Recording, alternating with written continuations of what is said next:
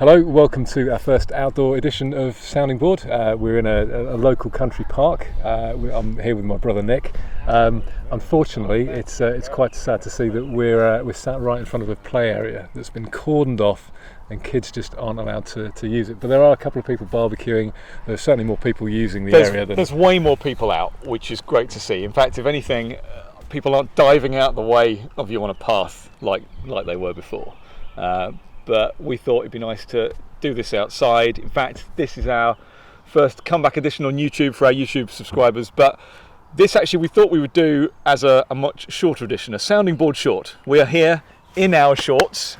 We come on our bikes and we thought, well, let's just try this out. Let's just do a short 15-20 minute, if that's possible for us to do. Because we're getting together now most days to get our government sanctioned exercise.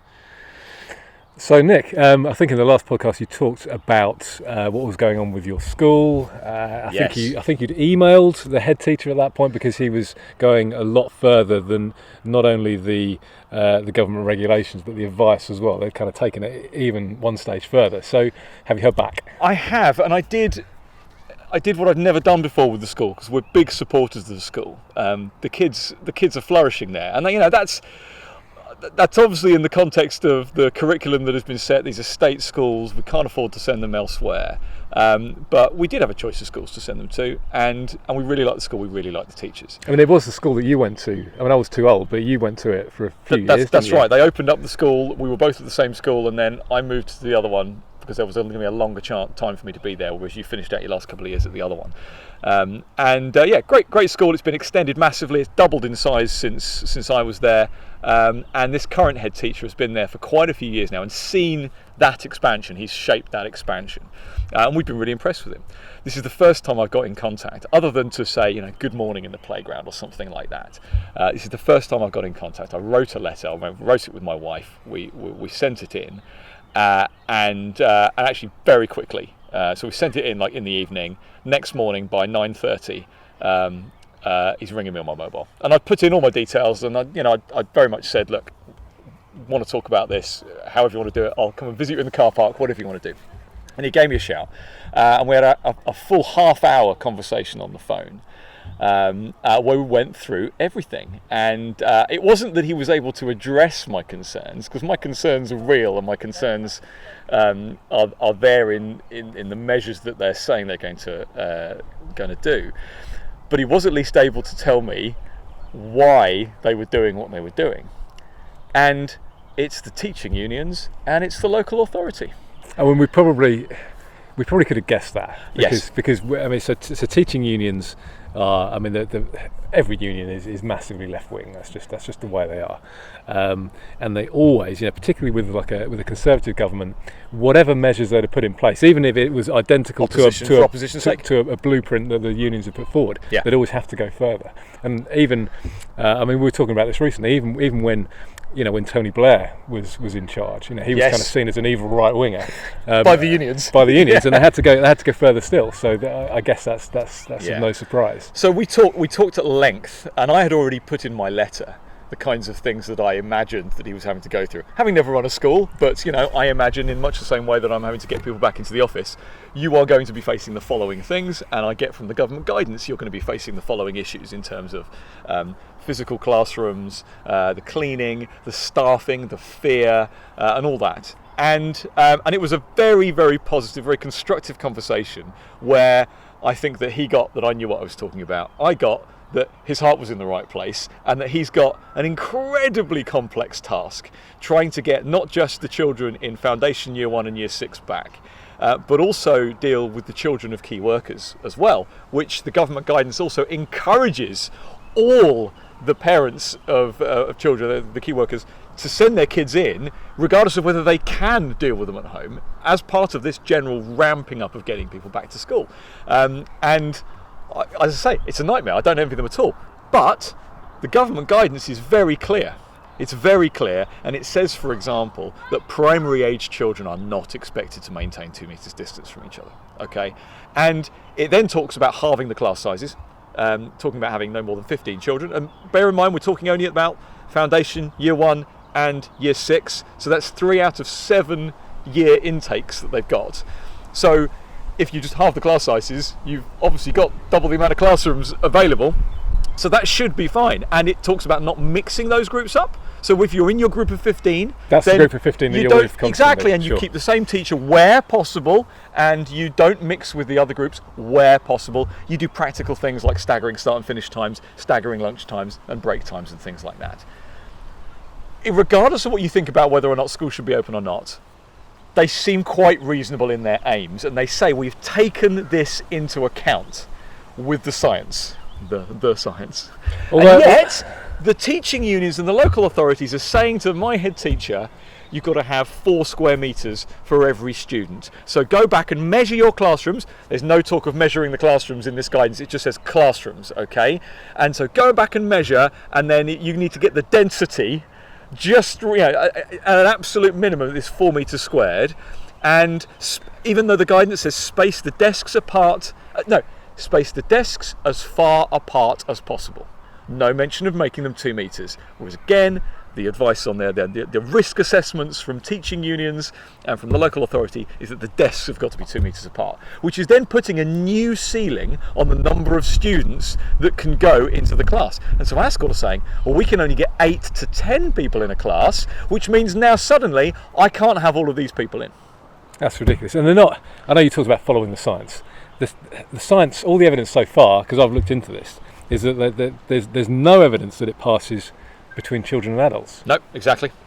Anywhere. This is not just in England. This is just anywhere at all. No evidence. I remember reading on Twitter about some guy who was he was like a school counsellor for his local school. Yeah. And he'd looked into this, and he said, look, this is everything I can find. There's absolutely no evidence that it passes between between children and adults. This is the chances of kind of kids getting it and of kids having kind of anything serious happen. It's like basically zero.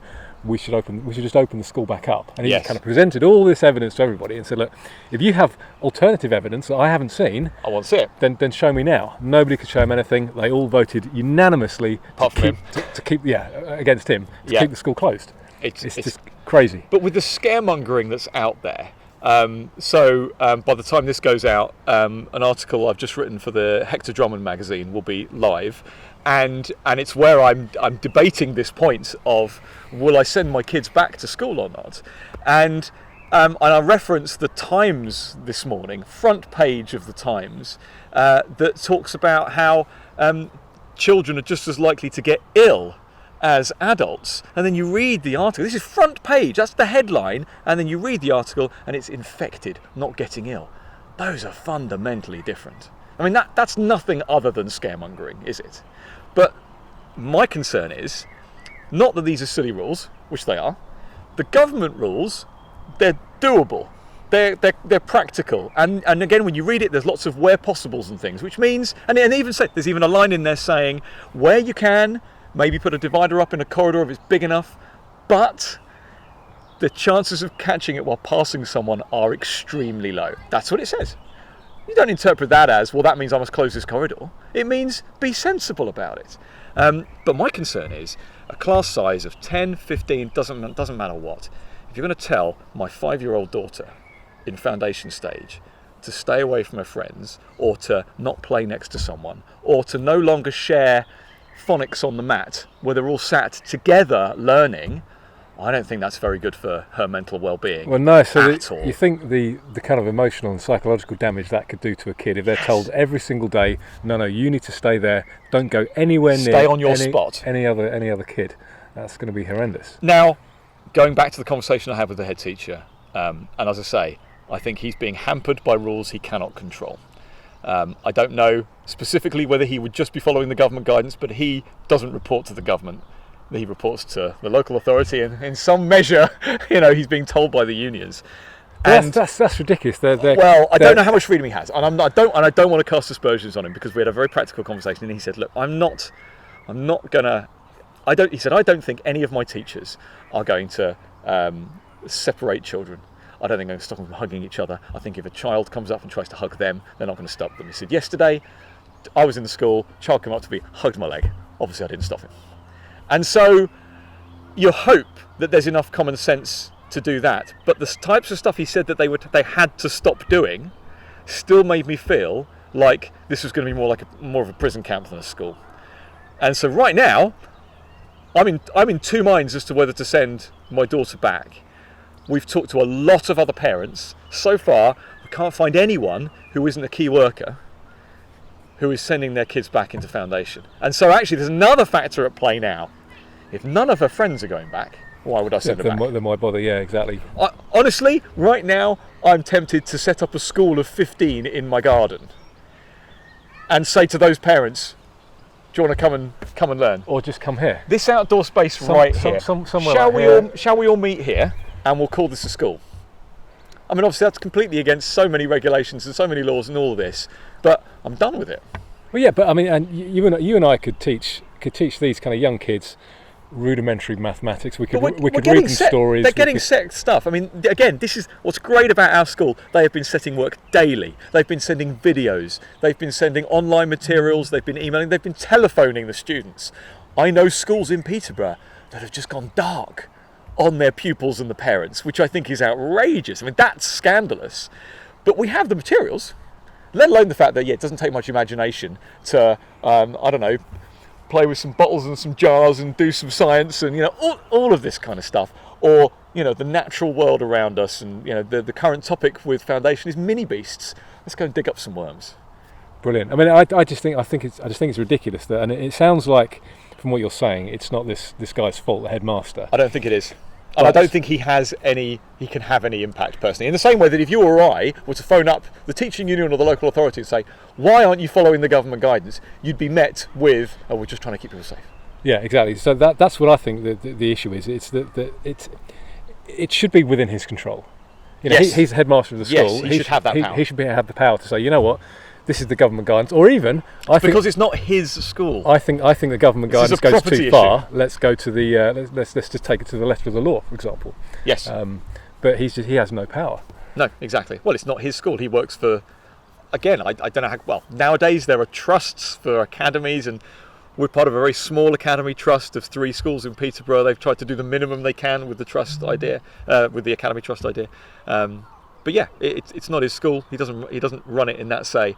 But I'm really struggling with this, and it's the latest thing. I mean, I hear that the government chief scientific advisor and chief medical officer, this is Whitty and Vallance, are meeting with the teachers' unions today. I mean, please tell me where politics is not going to trump science here, let alone the fact that I don't particularly think that what they've been touting is necessarily science, and that the government have been doing this politically. The lockdown is political, it's not scientific. Oh yeah, of course, it's crazy. I mean, wouldn't it be great though if, and I don't expect him to do this because it's a very, very difficult position, wouldn't it be great if he just said, you know what, I'm not going to listen to you. Totally. Fire me. This is the way I'm going to run my school. Yes. If you union leaders don't like the way I'm doing it, then you can take action. Yeah. Well, and I've got the support of the parents, but and we've been filling in questionnaires to take our temperature, so to speak, about whether we're going to send the kids back based on these things, and based on not the government guidance, but the union guidance and the local authority guidance. Hardly anyone's going to send their kids back. And so actually that means it does make it easier for him to run the school because there'll be less students in there. And so he gets to meet I can just have 5 people in the classroom. Fantastic, I'll just spread everyone out. No good for the kids. But they do this. That actually means that the unions get what they want. Well, no one goes to school. That's what I was thinking, because the unions will spin this in that kids aren't being sent to school by their parents because the parents are worried. Not that the parents are worried about psychological damage. I think they'll say that they're afraid of the virus. Yeah, of course. But it just won't be the case. Obviously there are some. And some of the parents that we've been talking to on various, WhatsApp and Facebook groups, some of them are worried, completely unnecessarily, in our view. But some of them are scared, and they're trotting out the same phrasing that things like the unions are, like only when it's safe, without defining what the hell safe means. Let alone the fact that the entire world is not safe. Us sat down right here, we're not entirely safe. I mean, I could argue that we're not actually. I would argue differently. I think we are safe. It's relative, though. Yeah, but I think we're probably 99.99999% safe. Yes. Now, and the same as we were 6 weeks ago, 6 months ago. Absolutely. And this comes out, if we're going to do it mathematically, if we're going to do it scientifically, then I'll happily times by 100, round to the nearest number, and it will be 0. And so, for all intents and purposes, I can't remember the exact figure. I remember learning this at school, and it was how low does something have to get before it is technically, mathematically classed as impossible? And so, to be honest, we should go and look that up, because I want to start saying it's impossible to get it. Technically, mathematically impossible. Because it's like a technical recession. This is how mathematics works. Yeah. If it's 0.0003 or whatever chance, does that mean it's impossible? Because if so, I'm going to say it's impossible for my kid to get to die of it. Yeah, I mean, and I've been just on the whole kind of safety issue. I've been taking your advice, as you can see, and I've been not wearing trousers. I'm kind of wearing my shorts today because I don't want to die in a horrific trouser-related incident. 8 people in the UK died last year of putting on their trousers. Safety first. So what you're saying is we shouldn't end the lockdown until we ban trousers. There are so many things that we could ban. There are so many things that we could attempt to solve before ending this political lockdown. Well, I've just been pushing this further and further on Twitter. It's like, well, we shouldn't end the lockdown until we cure cancer. And then my last one is, I'm not sure how much further I can go, but right. my last suggestion was we should only end the lockdown once we've cured death. Okay, yep. That's about as far as you can go, yeah, I think. so. Can we bring back the dead? Until we can revive those who've died from coronavirus, we shouldn't end the lockdown. And everything else. Yeah. Yeah, that's probably my next tweet, so watch out for that one. I saw it, little aside, it was on the front page of the Telegraph. The Telegraph website. I'm not a subscriber anymore, but I just check the front page, check the headlines, and in fact they've been giving a lot more away for free recently, quite rightly. And it talked about, it was this shock news in other areas of Europe and Asia that the numbers of dead are going up.